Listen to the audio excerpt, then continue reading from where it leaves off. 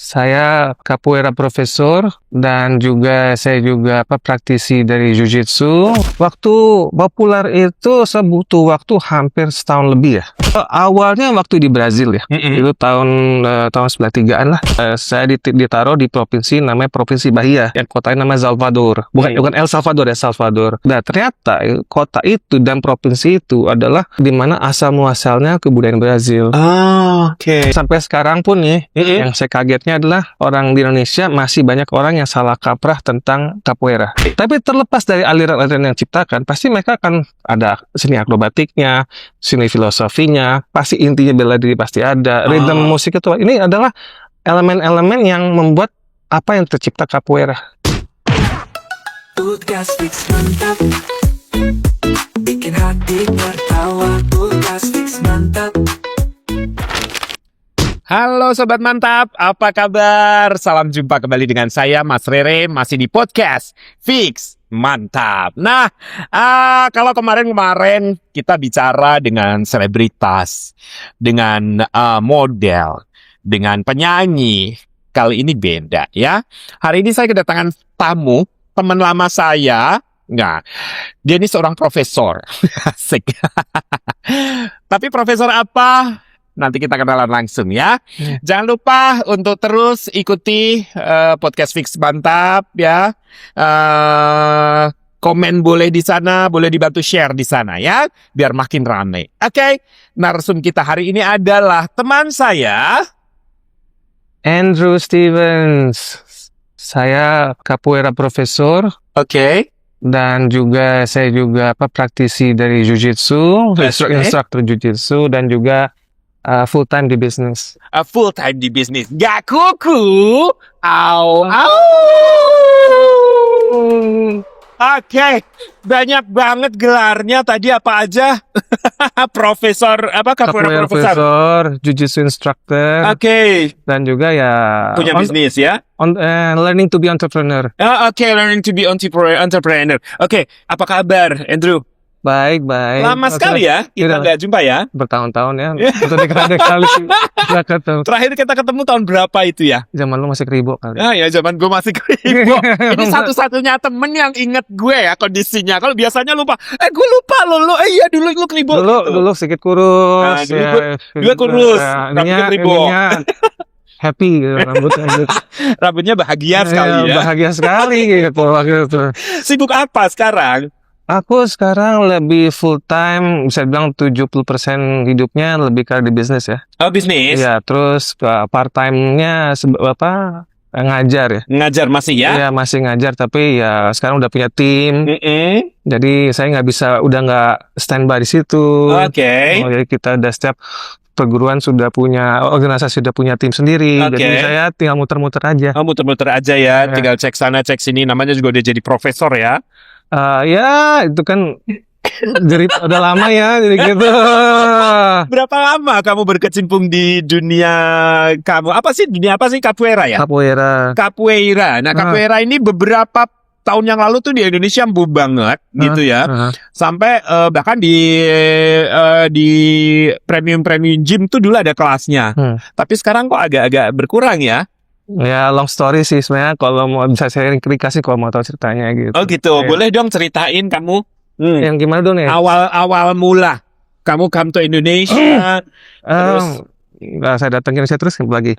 Terus apa yang kamu lakukan dengan kenapa capoeira yang kamu bawa, kenapa nggak yang lain? Waktu aku datang ke Indonesia pertama itu sebenarnya bukan capoeira loh. Oh oke. Terus apa? Jadi dulu kan saya kan waktu itu base di Australia. 4 tahun waktu itu di Australia. Terus kan 2002 itu kan Bali Bom ya. Di Sari Club. Bom Bali ya. Dan itu kan bisa dibilang 99%, bukan 100% bisnis pariwisata dan itu hancur semua. Ya kan akhirnya karena waktu saya juga kerja sebagai model waktu itu di Australia, dibakar di Breezer dan segala macam. Ternyata model juga ya guys. Tapi bukan model penthouse kan. Nah, waktu itu kan saya bantu guru capoeira saya di Australia waktu itu. Waktu itu kan tahun 2000 itu kan Sydney Olympic ya. Bantu di event, bantu ini, belajar bisnis di situ, terus juga sering jalan juga kadang-kadang pas lagi show capoeira di sana. Kamu mau nggak jadi model Bacardi Breezer tuh ada merek apa surfboard yang papan selancar nama Oke. merek, saya jadi ambasadornya mereka. Oke, Earning di US Australia. di Australia, Mm-mm. terus sempat ke Hawaii juga kan. Oke. Terus earning US dollar tuh di situ. Ah, Mata oke. US dollar terus kan. Nah, bunga sama yang di Bali itu, jadi ada perusahaan diving dan maritim itu yang nilainya di atas 3M. Oke. Waktu itu saya beli cuma 38 juta rupiah. Iya, pas lagi 2002 akhir. Oke. Karena waktu itu ownernya sudah ya masa bodoh, dia mau diambil, mau dicolong gitu perusahaan, dia mereka udah stres habis. Bahkan sampai keluarga Cendana pun nggak ada yang selamat, bisnisnya di situ udah hancur Oke. semua. Ya akhirnya ya karena saya waktu itu mendapatkan income dari US dollar ya 30 juta untuk perusahaan, apa ruginya sih? Iya. Ya kan? Iya. Dibanding aku harus bayar mereka punya 30 sampai berapa waktu itu 12 M lebih. Oke.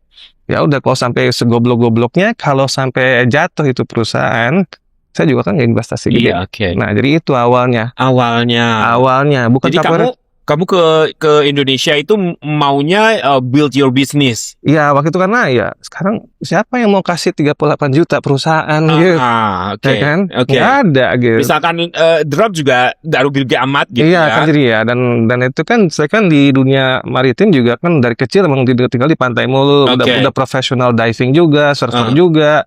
Jadi ya masa segoblok-gobloknya aku hancur sih. Oke. Udah ngerti. Nah, setelah itu kan saya punya family di Jakarta sebagian. Oke. Nah, waktu itu saya datang ke Jakarta awalnya itu. Terus akhirnya kan udah rencana emang bakal pindah ke Jakarta. Ke Jakarta. Nah, saya nanya sama master saya waktu di Australia, ada nggak capoeira master yang di Indonesia? Oke. Saya mau belajar lagi. Oke. Oh, tadinya seperti itu. Oke, jadi intinya kamu pengen memperdalam lagi nih dari Iya. isi kesibukan kamu. Iya, dan Oke. waktu itu capoeira masternya itu yang dari Australia, dan saya kan juga awalnya bukan dari Australia tapi sempat juga latihan di Brazil awal-awal kan. Oke. Saya punya channel master itu kan. Oke. Ada nggak mereka semua kan biasanya meskipun mungkin mereka kurang gitu kenal yang orang itu, tapi mereka tahu siapa dan bagusnya gimana. Oh, nggak ada Andrew di Indonesia. Oh ya udah. Terus akhirnya waktu saya di Sydney, saya diajarkan sebagai udah kayak mau seperti instruktur. Oke. Kenapa nggak kamu aja yang ngajar? Oh, jadi waktu itu belum ada di Jakarta. Memang capoeira sebenarnya sudah ada Oke. sebelum saya, itu yang orangnya yang otodidak, Oke. yang berbentuk kayak di gor-gor, terus yang komunitas yang pencinta lah. Nah, waktu saya bawa itu, saya itu bisa dibilang yang membawa pertama kali mempunyai proper sistemnya itu sendiri. Oke. Bagaimana cara pengajaran, cara show performance, Oke. manajerial kurikulum, apa yang harus ditindaklanjuti, terus berbahaya kan saya fala Portugis tambah. Iya. Jadi saya ngajarin kalau dalam trilingual, kadang-kadang kan bahasa Inggris, bahasa Indonesia. Waktu itu juga Indonesia saya belepotan sekali Iya. gitu. Terus ya partially juga kalau itu mereka belajar ya bisa saja sedikit-sedikit Portugis sedikit ya karena gitu. Oh gitu. Ya makanya kan kamu tahu saya udah lama kan, jadi orang Iya. tahu saya sebagai kayak orang yang bawa gitu. Oke. Yang pertama yang bawa dari secara sistematik. Secara sistematik sebetulnya sudah ada tapi masih nggak resmi gitu ya. Mereka bukan nggak resmi ya, lebih ke arah mereka Community lah. yang penting mereka belajar apa yang mereka dapat aja deh. Gitu. Oke. Dan begitu kamu datang ke sini, akhirnya kamu membuat itu sistemnya lebih bagus. Ya, memperkenalkan apa yang saya pernah belajar di luar. Oh gitu. Ya. Dan itu akhirnya butuh waktu berapa lama sampai akhirnya capoeira jadi populer terutama di Jakarta dan di Indonesia ini? Waktu populer itu saya butuh waktu hampir setahun lebih ya. Oh, setahun lebih ya? Ya. Cepet dong. Setahun lebih waktu itu. Dan waktu itu kan tolak baliknya itu pas lagi saya ditawarkan untuk capoeira show performance di acara Brazilian Street Carnival yang di Citos tahun 2003. Oke. Itu merupakan tahun baru yang dibikin oleh Cilandak Town Square yang paling besar juga, dan nggak pernah setelah itu kan nggak pernah ada yang besar-besar lagi. Karena memang Citos waktu itu happening banget kan. Betul. Akhirnya saya diminta untuk membantu. Ya udah, akhirnya saya bantu juga sedikit performance-nya ini, jadi booming. Dan herannya karena kalau kata mereka ya, itu merupakan street Latin atau street yang karnival yang pertama kali dalam sejarah di Indonesia. I see. kata mereka. Hmm. Makanya banyak IO, advertising agency, talent media dan itu jadi yang waktu ngumpul bahkan sampai TBC Matupang sampai ditutup itu kalau untuk Tutup, parkir ya. aja. Jadi kayak karnaval di Brazil gitu ya. Padahal cuma dalam citos gitu. Ah. Nah, setelah itu kan mungkin ada kayak One Night in Rio ini kan. Itu sebenarnya tuh patokan dari situ. Oke, kiblatnya di situ. Awalnya. Iya. Sampai yang kita ketemu dulu tuh ya di Gading Carnival dulu ya. Iya. Itu juga karnaval terbesar pertama kan. Iya. Itu jadi emang itu konsepnya juga Mardi Gras kan waktu itu. Iya. Mardi Gras bener ya? Di yang Brazil punya ya. Iya, betul. Okay. Jadi tolak punggung di situ terus kan saya sempat waktu itu kan sama tim malam-malam subuh tempelin fotokopi itu.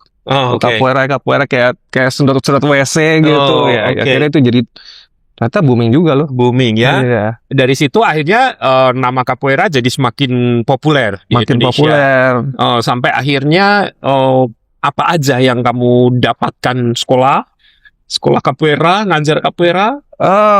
Saya bisa dibilang waktu itu pas lagi booming intinya gini, capoeira merupakan batu loncatan terbesar saya untuk pasar domestik. Oke. Terbesar dalam kan saya ada diving kan, itu kan saya kan fokusnya luar negeri. Orang luar negeri tahu saya di diving sama maritim, nggak ada yang tahu saya di capoeira. Nah yang di pasar domestik tahu saya di capoeira. Di capoeiranya karena itu yang saya suguhkan. Oke. Akhirnya saya dapat orang TV interview, semua media tuh hampir masuk dan saya waktu itu megang hampir bisa dibilang 89% sekampus, sekolah internasional. Dan waktu itu yang mega gym kayak Celebrity Fitness First Go Gym saya pegang semua. Semua kamu pegang. Marketnya itu saya pegang sampai hampir 89%. Untuk kelas capoeira ya. Wow, luar biasa. Emang sejak kapan kamu belajar capoeira sih sebetulnya?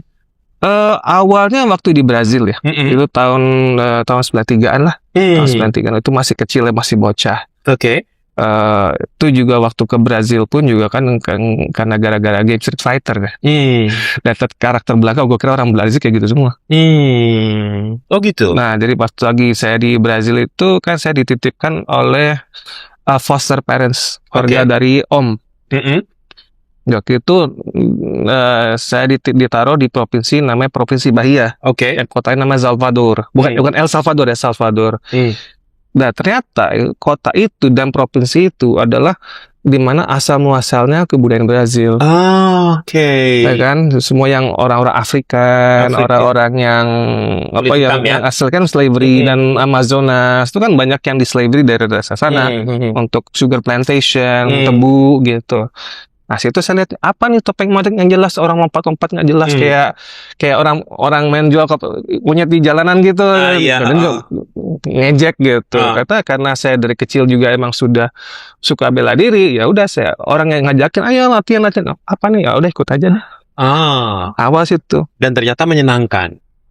Awalnya waktu itu juga menyenangkan, cuma nggak namanya bocah kan ya tidak aja, ya sengaja gitu. Itu situ awalnya. Akhirnya sampai jadi profesi kamu. Itu berapa kamu?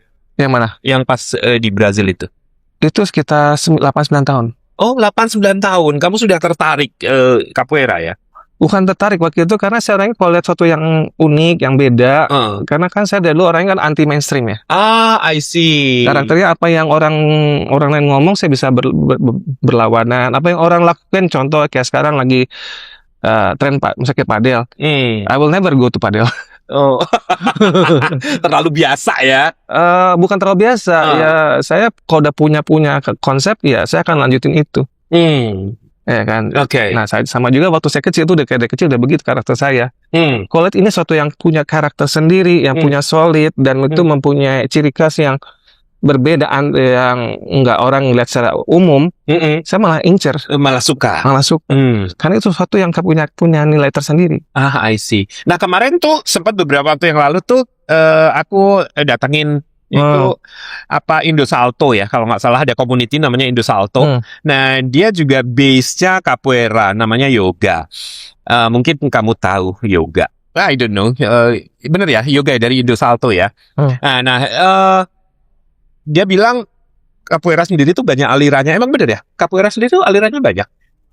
Iya, bukan banyak aliran sih. Tapi- Ada beberapa aliran. Heeh. Nah, gini loh, ini yang sampai sekarang pun nih, yang saya kagetnya adalah orang di Indonesia masih banyak orang yang salah kaprah tentang capoeira. Oke. Meskipun saya udah 20 tahun loh Kamu ngurusin 20 tahun ngurusin? capoeira dulu kan, 2003 kan. Heeh. Orang harus tahu bahwa capoeira itu apa sih capoeira? Hmm. Itu kan ilmu yang sebenarnya diciptakan untuk kabur dari penjara. Oke. Tidak Kabur ada- dari perbudakan ya waktu itu Iya, ya. dari mereka perbudakan kan. Heeh. Jadi tidak ada perbudakan, tidak ada penyiksaan, tidak ada capoeira. Yes. Itulah kenapa capoeira tercipta. Yes. Nah, jadi kan kayak udah unsur musiknya, ada Mm-mm. unsur bahkan kalau zaman dulu tuh nggak ada akrobatik yang Anda lihat sekarang tuh, Oh. kalau masih yang di ground, Oh, masih yang di bawah-bawah. Sekarang gini logikanya gini, kamu di borgol besi, Oke. bagaimana bisa lompat? Ah. Kamu tidurnya di kandang ayam jantan, Ah. yang kayak kandang binatang. Bagaimana kamu bisa lompat? Nggak bisa. Nggak bisa. Jadi itulah alasan kenapa ya kita gayanya aneh-aneh, karena itu suatu body language yang berkomunikasi sesama tanpa harus ngomong cara verbal. Oke. Ngerti kan? Heeh. Dan kayak musik kita bikin itu kayak kode Morse sebenarnya. Oh, Tong, ini oke. sini, ini penjaga di sini, tapi mereka ngomongnya dengan cara lain supaya penjaganya ngawasin mereka tidak sadar bahwa mereka itu sebenarnya lagi saling merencanakan. Oh, oke. Merencanakan untuk kabur. Exactly, dan ilmu-ilmu yang mereka bagaimana harus kabur. Oke. Oh, itu Itu adalah awalnya sejarahnya intisari dari capoeira. apa itu capoeira, Oh, oke. ya kan? Mm-mm. Nah, hubungannya ke kayak sekarang saya dengar orang, si siapa belajar capoeira Hah. sama si itu, terus aku lihat pas itu cuma akrobatik, ya itu kan udah salah kaprah ya. I see. Jadi capoeira itu bukan akrobatik ya? Akrobatik bagian dari Part capoeira. of capoeira. Dan konsep akrobatik itu kan ya loh, capoeira itu kan umurnya hampir 1 milenium sekarang, Oke. dari abad 13 kan. Oke. Sekarang kan udah hampir sampai 1 milenium. Oke. Nah, aliran yang bisa dibilang itu kan sebenarnya itu kan dari yang zaman dulu ada namanya capoeira Angola. Angola yang capoeira master sekarang tahu, bahkan orang Brazil master aja taunya yang modern Angola. Oke. Ngerti nggak? Yang betul-betul kayak pantomim, dia tuh slow, kayak lebih kayak slow motion. Waktu saya bilang saya pernah tinggal di Bahia. Satu-satunya provinsi waktu itu yang masih memang secara kucing-kucingan masih mengumpet yang sistem ritual dukun Oke. sampai African Macumba itu cuma di Bahia. Oke. Saya sampai lihat di situ. Yang dimana orang lain, meskipun orang Brazil pun yang di luar dari Bahia ataupun yang di Bahia belum tentu bisa masuk situ. Oke. Itu di original of Angola yang pakai ritual yang mereka tuh gerakannya tuh yang matain kaki, melumpuhkan ini. Jadi itu nggak ada yang benar-benar yang kontrasli beda dengan apa yang orang-orang umum lihat, I see. ya kan? Dari Jadi Angola, capoeira basic ya istilahnya ya? capoeira Angola yang pertama itu yang Oke. orang ortodoksnya. Ortodoksnya. Nah sekarang karena kan era berubah, Oke. kan ada master namanya ada namanya pastinya. Oke. Dia yang mengubah dari yang konsep yang ortodoks itu, jadi Angola yang bisa diterima sama kulit putih. Oke.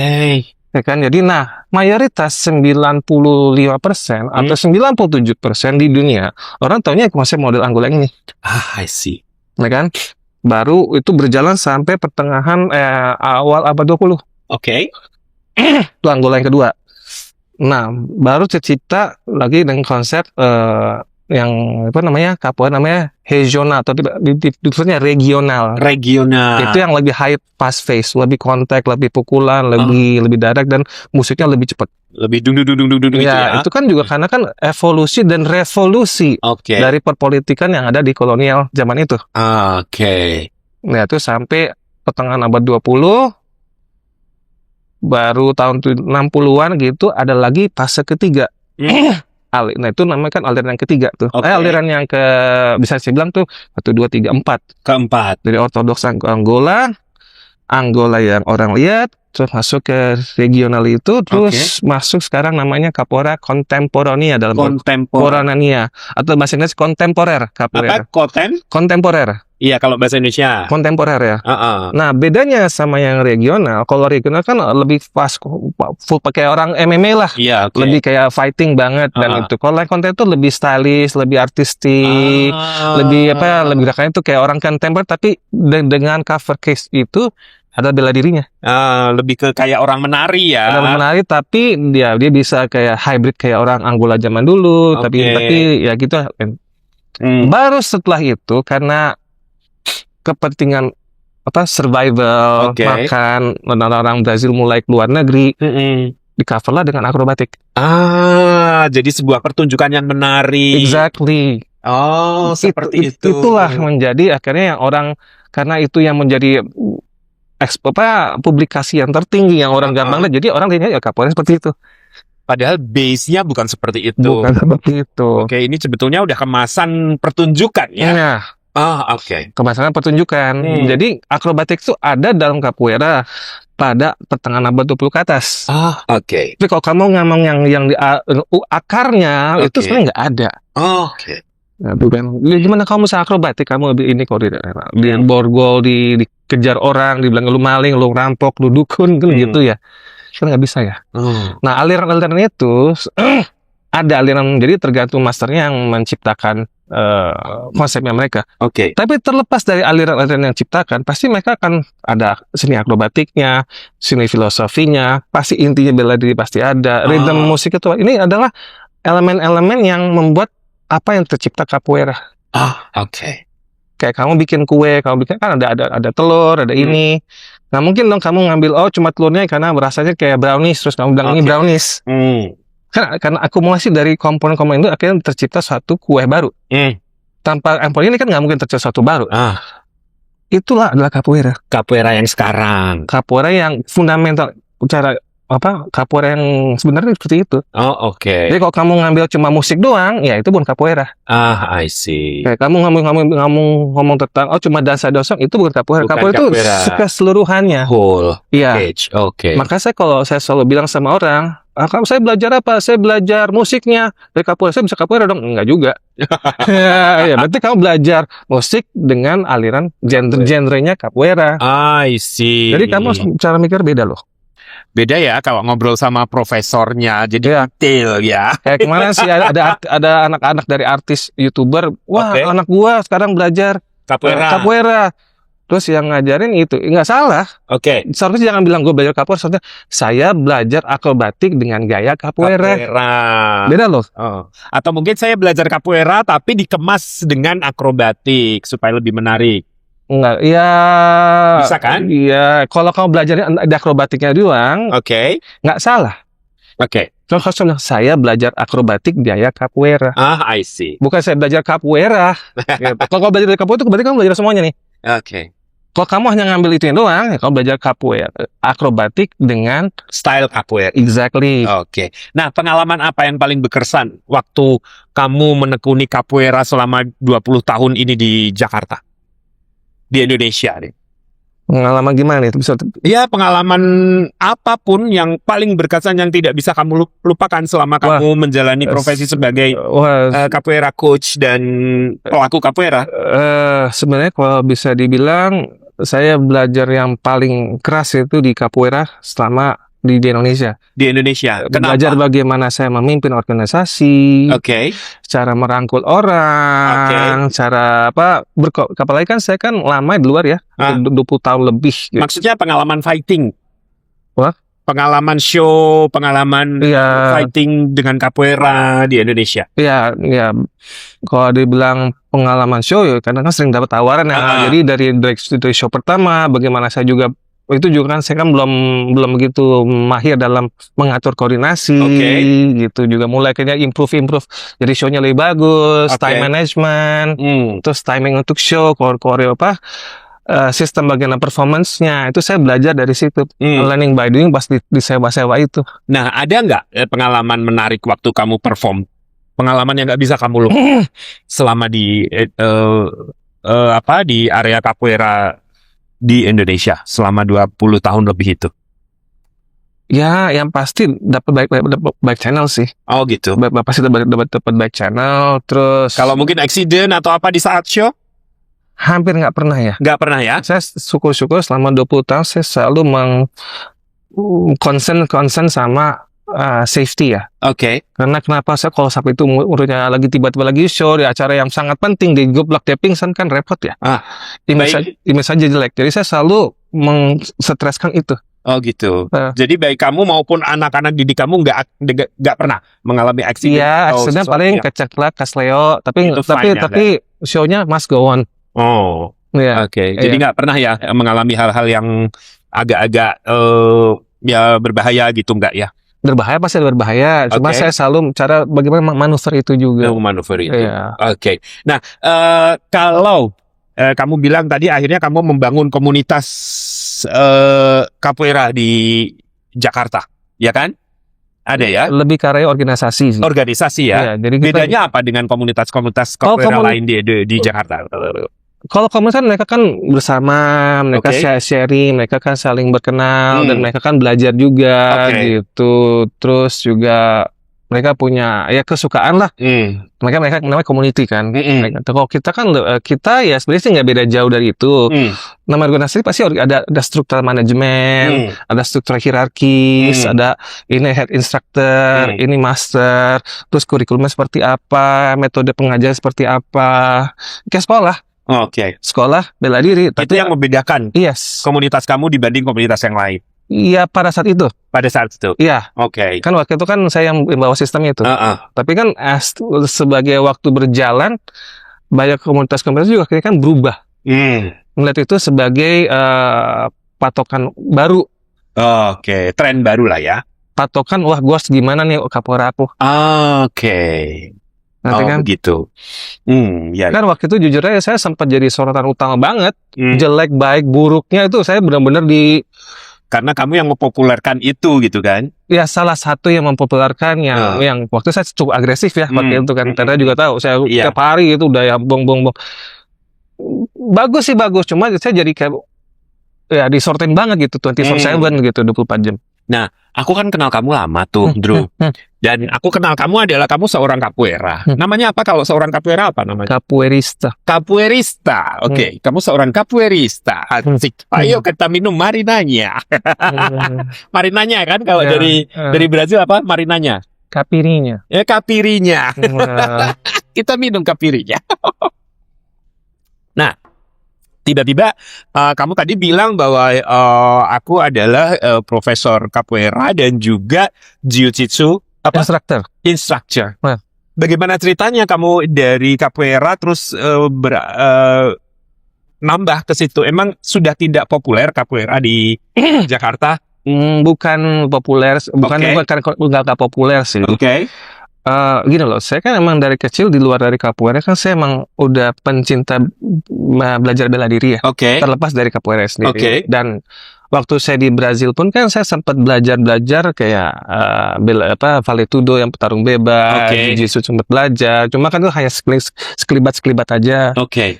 Dan waktu saya balik ke Amerika juga kan saya sempat belajar sama kayak jiu-jitsu master juga, tapi ya iseng-iseng lah. Jadi kayak akumulatif. Jadi modal itu sudah ada dari sana. Cuma orang tahu saya di capoeira karena yang itu saya publikasi. Sejak kapan kamu belajar jiu-jitsu itu? Sejak waktu saya di Brazil itu. Di Brazil Iya, itu. cuma Itu sama-sama dari Brazil ya? enggak, jiu-jitsu kan kalau bilang ya sejarahnya dari Jepang. Cuma Dari Jepang. tapi yang saya belajar itu waktu itu BJJ yang merupakan di Brazil. Dan aliran yang fighting banget gitu, yang bukan yang sport based gitu. Ya. Apakah karena popularitas MMA ya? MMA sehingga kamu tertarik untuk mempopulerkan atau membuka kelas itu? Nih saya kasih sedikit ya. Saya orang yang sangat tidak bisa diprovokasi. Oke. Kamu mau hipnotis saya gimana pun, saya nggak mau kasih tren apapun, saya nggak akan berubah kalau saya punya konsen. Oke. Itu saya. Mau gimana pun saya akan. Nah, waktu saya kenapa kok bisa berubah ke jiu-jitsu? Nah, 2000 saya kan sempat pahit buruk sosial politik dalam organisasi dan komunitas. Saya sempat hampir dikudeta 2 kali loh. Oleh murid sendiri sama masternya dari Brazil. Oke, kenapa? Ya satu ya cara saya berkomunikasi yang mungkin orang nggak suka, Oke. ya kan? Karena kan beda culture waktu itu Oh. dan kadang-kadang niat saya terlalu pengen maju, tapi mereka tuh nih orang sombong, nih orang gini. Terus master saya juga dulu juga kan. Nah, waktu saya belajar capoeira pun saya kan belajar dari beberapa master. Nah, master yang saya datang ke Indonesia itu kan saya satu master yang terakhir saya belajar Oke. yang cara-cara itu juga kan orangnya sangat egoistis. Oke. Orangnya waktu itu ya udah kamu datang sana, kamu harus tunjukkan bahwa kamu yang terbaik, kamu yang begini, mereka tuh bukan siapa-siapa. Oke. Kamu harus tunjukin taring kamu harus Oke. begini, kamu tunjukin sekolah kita tuh yang terbaik dan nggak ada yang semua yang lain tuh cuma sampah. Oke. Dan bilang ya siap pak. Ngerti kan? Jadi karena dia kiblatnya sebagai master, saya apa yang dia mau, apa yang dia ngomong saya kerjakan semuanya. Oke. Dan akhirnya jadi timbul konflik. Oh, Terus tambah lagi dari cara pribadi saya waktu itu kan saya juga kan belajar bagaimana memimpin. Dan itu belum pengalaman juga. Cultural conflict. Nah, akhirnya saat ini kamu punya 2 sekolah ya, capoeira dan Jiu-jitsu. jiu-jitsu. Ya. Nah, ilmu bela diri itu Hah? itu sepertinya sudah mumpuni banget ya kalau buat tanding MMA gitu. Ya, itu juga baik orang ngomong sama aku. Nah, tapi sebetulnya bagaimana? Bisa. Bisa. Kalau mau. Pernah nggak tertarik untuk ikutan? Enggak. Enggak. Kenapa? Kan kamu sudah punya bekal yang cukup Nah. mumpuni nih untuk tanding. Atau mungkin anak-anak kamu? Nah, gini loh. Balik lagi tadi saya bilang kalau kenapa saya nggak tertarik di hoki itu karena pada waktu itu saya lihat cara mereka memperlakukan atlet itu kurang bagus. Maksudnya Gitu. gini loh, kamu kena jotos. Oke. Saya kan hanya perlu 1 pukulan untuk bikin kamu masuk UGD loh. Oke. Ya kan kalau fatal. Iya. Sekarang yang kompensasinya apa kalau kamu sebaiknya itu? Kan sekarang banyak acara profesional gitu Hmm. yang hadiahnya luar biasa gitu. Sekarang kita ngomong itu waktu itu Oke. beda loh. Itu kan masih transisi. Waktu itu tahun berapa? Tahunnya di bawah 2010 ya. 2010. Dia di bawah itu malah. Oke. Nah, kalau sekarang nih, kita Saya ngomong sekarang. kalau sekarang saya udah berubah visi tentang masa depan saya. Oke. Nah balik lagi ke kenapa saya waktu itu ke jiu-jitsu juga. Karena saya dikudeta 2 kali. Oke. Waktu itu saya sempat drop tuh capoeira, mental saya drop banget sampai 2014 saya Oke. tuh bodo amat tentang capoeira. Oke. Waktu saya muter ke latihan ini, latihan itu, latihan ini, latihan itu. Ya udah akhirnya ketemu seorang capoeira master, jiu-jitsu master Oke. yang ternyata dia juga sebenarnya yang membuat BJJ di Indonesia itu terkenal. Oke. Dia orang di belakang layarnya. Semua yang Anda lihat BJJ sekarang memang Oke. itu sebenarnya dia punya ikut andil besar. Tanpa dia, saya nggak lihat bakal sebesar sekarang. Oke. Dan dia juga seorang pebisnis yang super hyper sukses, pebisnisman. Oke. Nah, waktu saya belajar sama dia, saya lihat cara dia berbisnis, family bisnisnya dia. Wow, keren ya. Oke. Nah, waktu itu kalau dia masih ingat ya, karena itu banyak percakapan ya. Itu kan saya latihan sama dia kan waktu itu 2010 tuh pas lagi saya jatuh-jatuhnya banget. Karena saya tuh lagi kan mencari jati diri. Gue mau ngapain sih? Udah kayak mental udah drop, udah nggak peduli capoeira, mau capoeira udah sama dia. Nah, dia bilang sama saya, Andrew, dia ngomong pakai bahasa Inggris. What do you want? You want to be entrepreneur businessman? Or you want to be full-time martial art coach and fighter? Oke. Which one you gonna choose? Gitu kan? Apa yang kamu mau? Apa yang kamu mau? 2 hal itu sebenarnya nggak ada salah. Apa sih masa depan kamu mau ini? Itu menjadi tamparan saya keras banget. Saya ketemu teman-teman saya waktu dari Amerika. Oke. Udah punya bisnis, punya ini, terus bilang, kemana lo sekarang? Nah, itu bagi saya, udah kayak mereka udah sukses, ini, aku yang masih berkecimpung di dunia-dunia komunitas, urusan sosial politik yang itu, sampai saya sempat dikasih tahu sama mereka, kalau kamu harus bersibuk dengan urusan politik komunitas, mendingan lo dapat uang gede. Oke. Jangan urusan recehan. Oke. Ya udah saya berubah haluan di situ. Akhirnya berubah ke Nah, BJJ. berubahnya itu BJJ karena saya dapat guru yang bisa menjadi panutan saya. Oke. pertama kali saya nggak pernah dapat master yang sebegitu. Dan saya karena dia seorang pebisnis, seorang ini, dia ngebantu BJ-nya gede, tapi dia di belakang layar. Oke. Wah, ini patokan saya bilang. Mendingan saya jadi pebisnis, tapi saya juga praktisi. Kayak contohnya kan ada tuh di Singapura ada namanya One FC, Oke. One Fighting Championship. Oke. Kan pendirinya namanya Chatri. Dia kan sekarang black belt BJJ, tapi dia tidak menjadi atlet, tapi dia praktisi setiap hari, tapi dia bikin empire. Ini loh figur yang gue mau. Oke. Jadi makanya saya fokus ke bisnis. Jadi Tapi- sekarang visi misi kamu sekarang begitu. Iya, Oke. Jadi kamu pengen berada di bisnis. apapun BJJ. enggak bisnis secara bisnis, Oke. ya kan. Tapi di belakangnya tetap sebagai praktisi bela diri. Nah, anak-anak kamu mungkin bisa menjadi pelaku. Bisa kalau mereka mau. Ya, Kamu ingin mencetak atlet-atlet itu? enggak. Kalau sekarang udah enggak. Kalau dulu mungkin masih ada potensial. Jadi kamu sama sekali tidak tertarik untuk terjun sebagai petarung di MMA gitu? Kalau saya harus terjun, berarti kan saya luangin waktu gede ya. Oke. Which is saya nggak ada alasan kenapa saya harus sana. Oke. Ya. Kamu lebih tertarik untuk membangun bisnis. Iya, dan merangkul orang secara filantropis. Ya udah, bagi yang mau jadi MMA, mau jadi apa-apa, saya support ke depannya. Oke. Jadi itu adalah visi dan misi kamu untuk saat ini Iya, dan ke depan nanti. iya ke depan nanti. Ke depan nanti. Iya, Jadi kamu ingin mencetak banyak talenta. iya itu ngomong secara gamblangnya ya. Oke. Iya. Kayak contoh figur saya tuh kayak, maaf kata bukan politik ya, Oke. Vladimir Putin, Oke. presiden Rusia terpanjang sejarah. Dia kan grandmaster judoka, Oke. dia kan master sambo. Hmm. Apakah dia atlet? Bukan. Bukan. Tapi kan dia mensupport judo, Khabib, itu kan di belakang layar ada dia Ada sebenarnya. dia ya. Saya mau tuh figur yang kayak gitu, yang sama. Oke. Jadi nanti kamu pengen ke depan seperti itu. Exactly. Bukan jadi mereka, Iya. tapi itu kiblat Konsepnya lah. ke sana. Kalau saya jadi full time atlet, ini nggak ada. Karena ngurusin bisnis sendiri tuh PR udah banyak banget. Nah, aku pengen lihat dong kayak teknik-teknik capoeira dan BJJ kamu. Gimana ya caranya ya? Oh, gimana? Kayaknya harus keluar ruangan kali ya.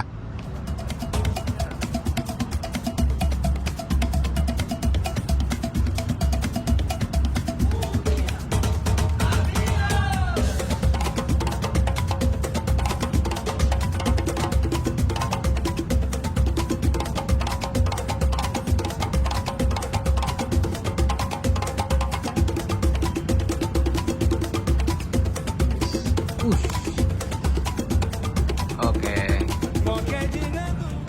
Ya bisa nantinya. Bisa ya. Ah, Nanti kamu demokan ya, karena aku pengen tampilin di saat kita ngobrol nanti ada tampilan kita bagaimana ini apa gitu. ya. Kalau di capoeira sendiri ada berapa gerakan sih? Ada berapa banyak gerakan? Wah banyak. Base-nya. Base-nya ya lumayan lah, lumayan baik juga sih Yang ya. paling populer. Ya jingga, Jingga.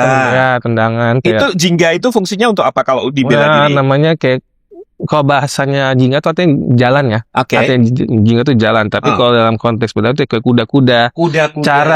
Cara bergeraknya atau footwork dari Oke. capoeira itu sendiri. Terus apa lagi? Ada kayak tendangan kayak bahasa tendangan yang setengah lingkaran ke depan. Oke. Bahasa Portugis itu melua di French. Melua Di de French, French. ya. Oke. Ada yang terkenal yang di MMA namanya meia lua di compasso, Melua de Compasso, apa itu? tendangan kompas. Oh, tendangan kompas. Ya, itu Kalau tendangan yang mematikan di capoeira itu apa? sebenarnya diulang mematikan itu tergantung, Artinya fatal gitu kalau kena tendangan semua itu. bisa fatal kalau kena. Oh gitu ya? Tergantung bagaimana orang itu belajar juga. Oh. Tergantung juga yang lawannya tuh emang dia lemah di situ atau enggak. Oh, nah biasanya kan kalau misalkan saya belajar karate atau apa kan ada gerakan-gerakan inti nih gerakan. Kalau orang di Indonesia bilang apa aji pamungkasnya gitu. Nah kalau di capoeira sendiri apa tuh ajian pamungkasnya? Gerakan yang benar-benar membuat lawan jadi klenger gitu. Yang sudah berjalan, yang sudah terlakukan, yang kayak tendangan kopas tadi.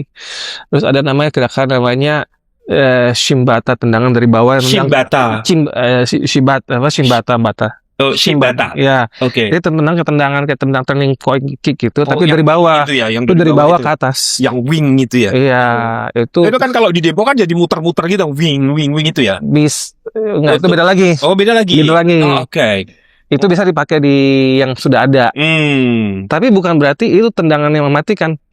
Sebenarnya kalau mematikan tuh tergantung seberapa kamu belajar, seberapa kamu memahami, terus lawannya juga itu emang lemah di situ. Ah, I see. Jadi kalau dalam konteks bela diri atau street fight, Oke. semua orang pasti punya kelemahan atau kryptonite-nya. Yes. Jadi setiap orang akan pakai jurus yang ini belum tentu efektif sama dia. Oke. Tapi sama dia bisa efektif. Bisa efektif. Pembelajar yang praktisi yang benar, dia bisa membaca lawan. Apa jurus yang mana dipakai yang mana. Sisi lemahnya mana kita sikat. Belum tentu yang dibilang mematikan itu bisa kena sama dia. Ah, I see. Nah, kalau gerakan-gerakan BJJ, ada berapa banyak gerakan yang vital gitu?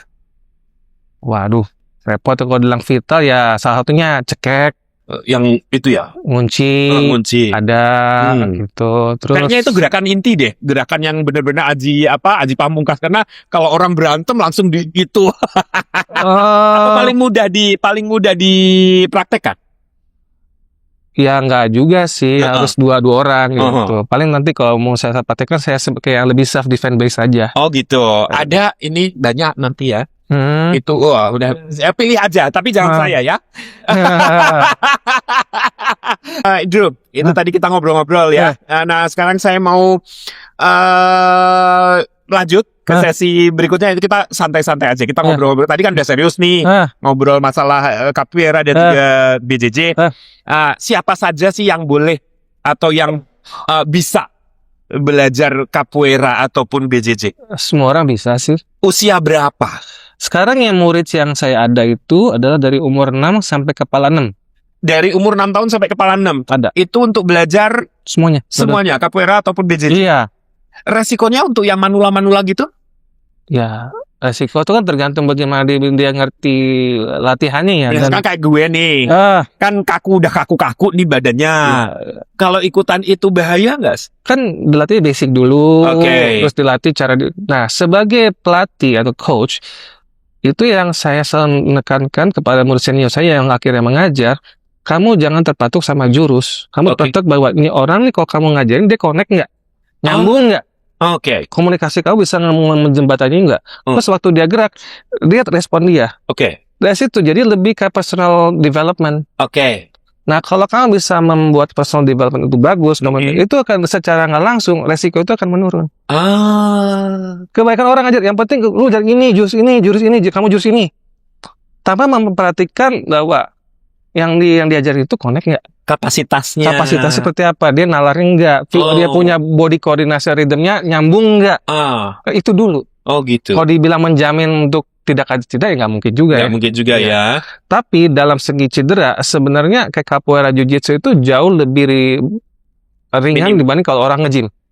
Oh ya? Iya. Jauh. Kamu connect my barbell. Kamu ketiban, kamu ceklakan, bahkan orang sudah sampai seumur hidup. Ada yang sampai mati, ada yang sampai berbulan-bulan. Sampai dia bilang, oh gue nggak bisa nih, aku dislocated.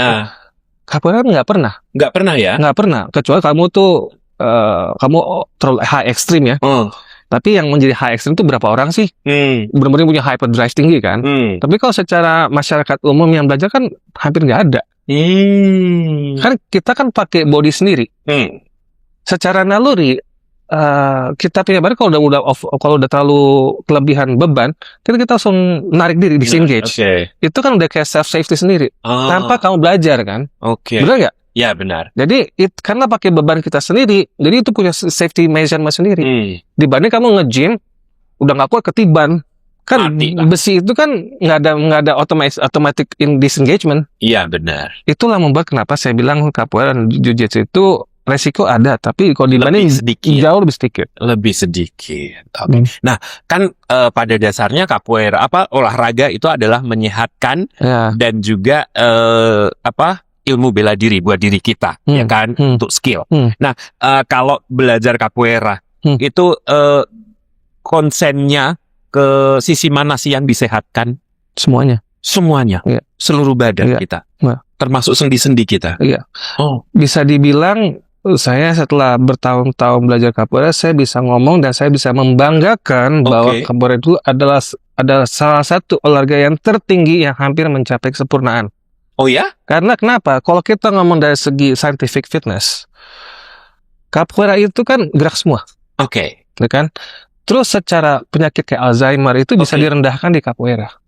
Oh ya? Iya, pikun segala macam. Kenapa? Kan kita terbiasa gerakan aneh-aneh nih, ya kan? Yang dimana yang nggak umum.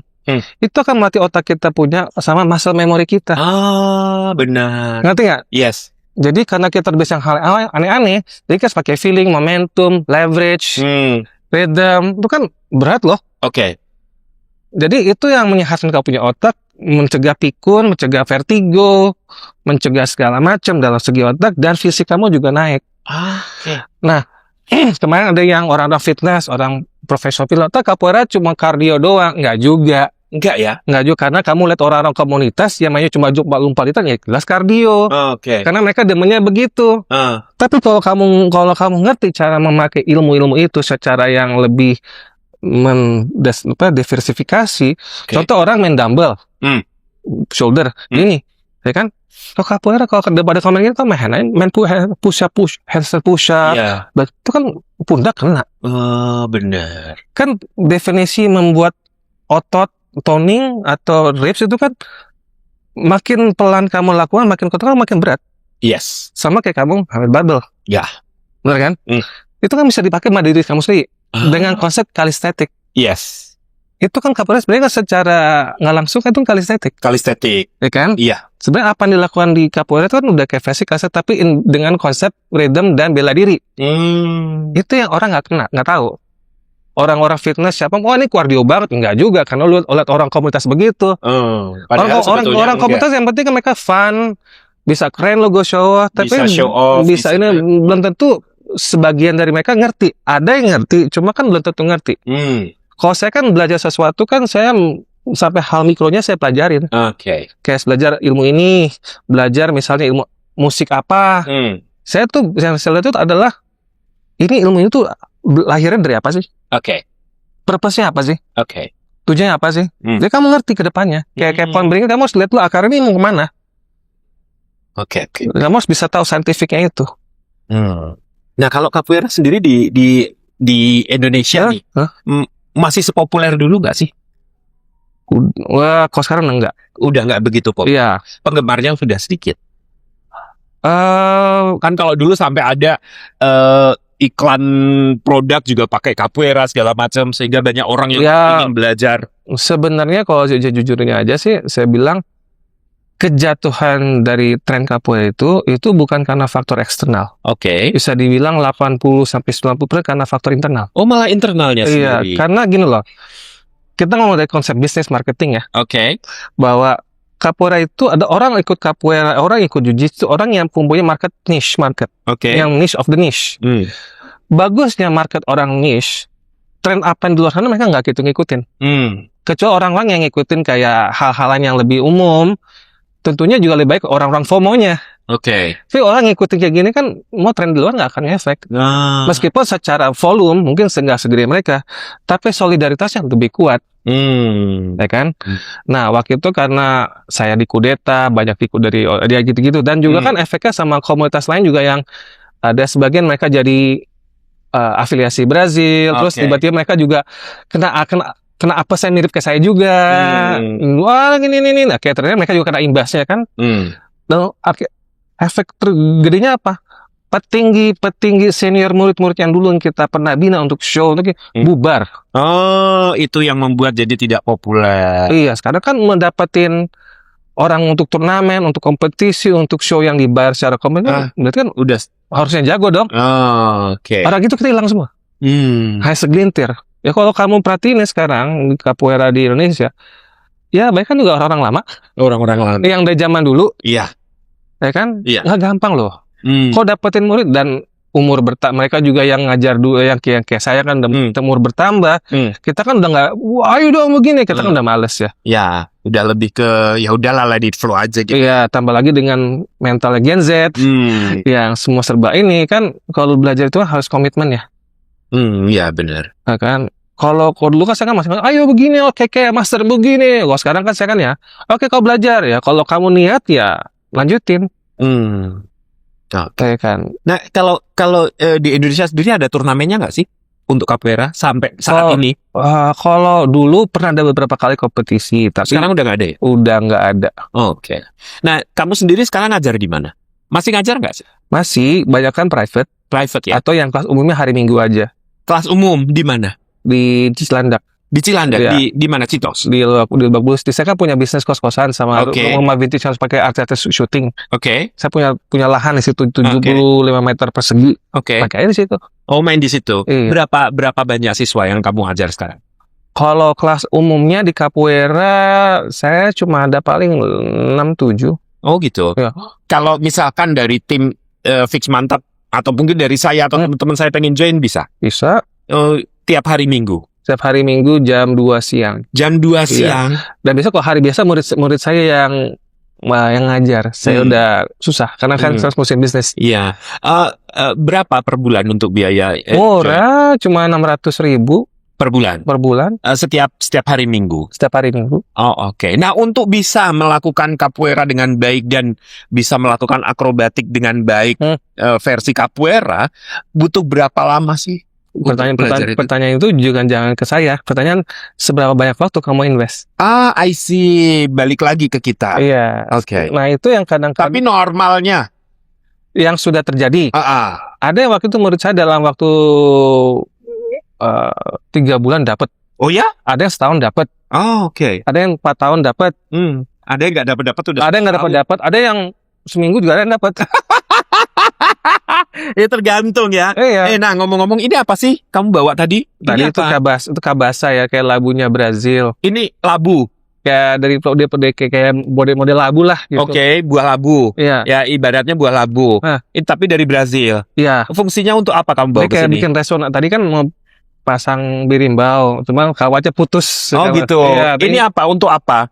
untuk main Musik? perkusinya. Oh gitu. Nah, ini dia tuh yang mengeluarkan resonansi gemanya itu dari sini. Oh. Dari yang kita petik dalam senarnya itu resonansi itu dari sini. Oh dari situ. Iya. Ada apa aja sih alatnya? Kayaknya ada kendangnya juga Ada kan? gendang namanya? namanya atabaki. Atabaki. Ada lagi namanya kayak rebana tamborin atau di Portugis bilangnya pandero. Pandero. Iya. Ada juga kayak corong besi itu kayak lonceng kashishi. Agogo. Oh ada pandero, ada agogo. Iya. Itu dekat ya dengan keluarga Pajero ya? Iya, kurang lebih gitu deh. Gitu ya. Nah, oke. Tadi kamu sudah membahas tentang olahraganya, terus musiknya. Nah, sebetulnya aku udah nggak sabar loh pengen lihat kamu berdemo. Tapi oke, aku selesaikan tugas saya dulu di sini ya. Nah, kalau saya tadi pengen belajar, sudah ada kelasnya di Cilandak, di daerah Cilandak jalan apa?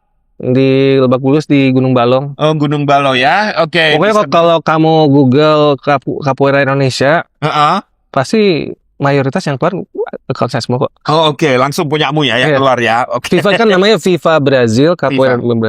Iya. Kamu kan ini ada kelas samba juga. Aku pengen deh belajar samba.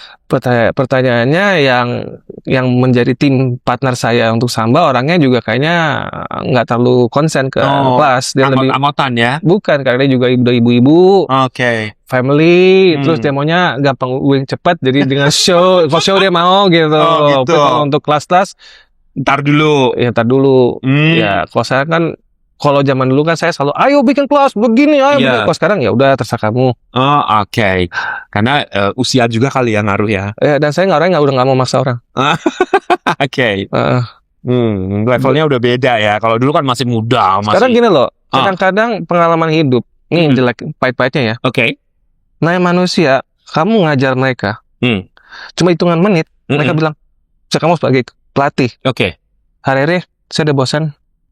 Oh. Silakan saya udah nggak mau lanjut lagi. Oke. Maaf. Mau apa? Iya. Ya kan? Iya. Saya pernah kejadian sering kali begitu dulu. Oke. Saya mengharapkan orang ini maju begini itu bagi mereka ya. Kadang-kadang banyakkan orang bukan mau negatif, mereka dengan self interestnya mereka juga. Kita udah capek-capek, pontang-panting. Oke. Terus mereka juga kayaknya juga nggak menjadi yang nggak, jangan berekspektasi manusia itu selalu dengan satu visi sama kita. Makanya saya berubah ke bisnis. Oke. Mendingan cari duit, bikin empire, bikin filantropis, my retirement happy. Oke. Kalau dulu saya mikirnya tentang wah capoeira tentang begini. Sekarang Ya sudah lah what ya. do I get? Sampai master jujitsu saya bilang, what do you get? Itu nampar saya itu. Gitu ya. I have to be realistic now. Ya, mau nggak mau tetap harus realistik ya. Nah, Oke. Nah, Drew. Oke, aku mau main-main. Kalau tadi kita udah ngomong serius, sekarang nggak main-main ya. Saya punya sambung kata. Saya akan sebut satu kata dan apa yang ada dalam otak kamu, kamu harus keluarkan satu kata juga. Oke? Siap ya, spontan ya.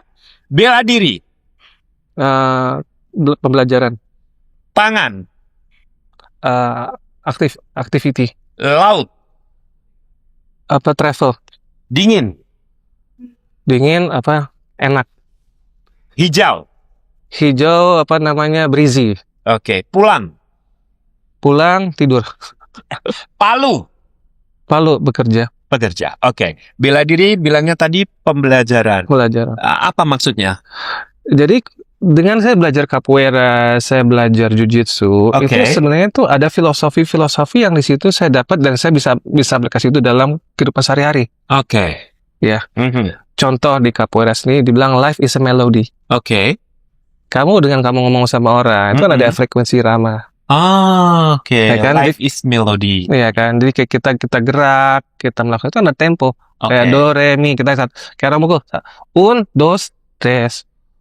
Undos tes itu Tre, 1, 2, 3 ya. satu. Kita tuh gerak tuh ada tempo. Oke. Itu kan sama kayak musik. Nah, sama kayak di jujitsu juga. Di jujitsu kan kita diajarin bagaimana lebih detail, bagaimana taruh leverages, terus melihat situasi itu kamu jangan suatu harus dihantam promo, dipersilahkan aja. Oke. Ya kan, kalau orang menyerang kamu jangan yang dilawan, tapi memanfaatkan tenaganya. Oke. Jadi kalau kita nyetir di jalan, Aha. kalau orang tin, monggo. Malah dibuka jalan ke kita. Dibanding kita harus belok-belok terus tabrak. Oke. Nanti kan Lebih cool lah ya. lebih cool. Jadi filosofi itu yang saya aplikasi dan di bisnis saya pun saya aplikasi itu. Oke. Oke, tadi kamu bilang tangan apa tadi? Jawabnya dia apa? Tangan? Activity. Iya. Kamu lebih banyak activity lewat tangan. Kan capoeira pakai kaki. Enggak juga dong pakai tangan, lu kerja Kaki kan finishing touch-nya doang. Gitu ya. Iya. Laut tadi bilang healing ya? Travel. Iya. Kamu suka traveling ke laut? Kalau traveling ke laut tuh kemana sih? Ke dalam laut gitu ya? Iya. Diving gitu ya? Ya diving, laut. Saya kan juga ada perusahaan diving. Saya kan juga ngurusin kapal ya. Oke. Gitu. Dan kamu keluar negeri kan lewatin laut juga kan? Oke. Ya kan? Iya, menyenangkan ya diving di laut itu ya? Iya menyenangkan. Menyenangkan ya, indah lagi, Iya, baik ikannya. Baik, nggak usah diving nih. Kita ke Amerika kemarin kan lewat laut juga. Ya kan? Benar, Kamu ketemu orang-orang di beach kan juga ke laut juga. laut juga ya. Iya. Oke, dingin tadi bilangnya? Enak, Iya. enak ya? Enak dingin. kan kalem ini. Enak dingin apa enak panas? Tergantung sih. Kalau di Indonesia sendiri kamu lebih suka dingin atau suka panas? Kalau di Indonesia saya lebih suka panas ya. Panas ya? Iya. Karena memang dinginnya jarang Jakarta. Jarang juga. Iya kan? Kecuali di kamar pakai AC. Iya. Dan saya jarang pakai AC juga sih. Oh, iya. Tapi kan sekarang dia enak kan? Iya dong. Oke, jadi lebih enak panas daripada dingin. Gak juga dua-duanya bisa sih. Dua-dua Bisa. Kalau pas Hijau tadi apa kamu bilang? Breeze. Iya. breezy. Breezy. Iya. Kan? Kan kalau kan saya kan di properti saya kan naruh pohon-pohonan. Oke. Itu tuh bisa bikin kalem sendiri loh. Oke. Dan itu waktu saya invest ke properti itu dengan saya bikin struktur pohon-pohon, itu menarik aura negatif kita juga loh. Oh. Kalem ini kan. Jangan salah, pohon kehidupan tuh bisa jadi penyambung kita punya energi loh. Oke. Makanya kenapa dari zaman dulu nabi atau petua-petua mereka suka di situ. I see. Kalau bertapa gitu orang zaman dulu ke pohon. Bahkan kadang-kadang ke orang kayak politikus kayak George Bush, mereka kan suka kayak ke West Coast kemana, mereka kan kayak ranch kemana, kan mereka kalem untuk kan, retreat kan. Iya. Gitu, Oke. Pulang tadi bilangnya Tidur. Iya. Pulang tidur ya? Iya. Oh, enak tidur ya di rumah ya? Iya. Keluar kan kerja. Kalau pulang tinggal pulang tidur. Kalau Palu tadi kamu bilang apa? Apa ya? Lupa aku tadi. Kerja ya? Iya. Oke, kerja pakai Palu ya? Ya nggak juga sih. Kalau dia nakal, gue Palu. Iya gitu. Oke, Drew, senang sekali ngobrol sama kamu. Ah, Ya, banyak sekali ilmu yang saya dapat dan mudah-mudahan apa yang kita obrolin juga bermanfaat untuk Sobat Mantap di sini. Tapi kamu belum demo ya, nanti kamu demokan Tetap- tuh gerakan-gerakannya ya. tetap. Itu harus ya. Iya. Oke, berarti kalau saya tanya nih, Andrew ini seorang apa? Kamu lebih nyaman dibilang apa? Pebisnis kah? Atau capoeira profesor kah? Atau coach kah? Student of life saja. Student of life. Itu bukan profesi, Pak. Oh gitu ya. Maksudnya sebagai seorang profesinya apa? Entrepreneur. Entrepreneur. Iya. Kamu nggak masih suka, masih nyaman kalau dipanggil capoeira coach? Masih? Masih suka. Iya. Capoeira profesor. Oke. Jiu-jitsu instructor. Oke. Atau martial art coach aja lah. Apa? Martial art coach. Martial art coach. Iya. Apa itu? Pelatih bela diri. Pelatih bela diri. Bisnis entrepreneur and Entrepreneur and martial art coach. Ya, martial art coach. Oke, ya guys, itu dia ngobrol kita sama si Andrew ya, seorang entrepreneur dan juga Mazola coach ya. Oke, Sobat Mantap, itu dia ngobrol-ngobrol kita dan kita berharap apa yang kita obrolin dan disampaikan oleh Andrew bisa bermanfaat untuk kita semua. Oke, sampai jumpa kembali dengan saya Mas Rere dan Andrew. Gak Kuku. Au. Sampai jumpa.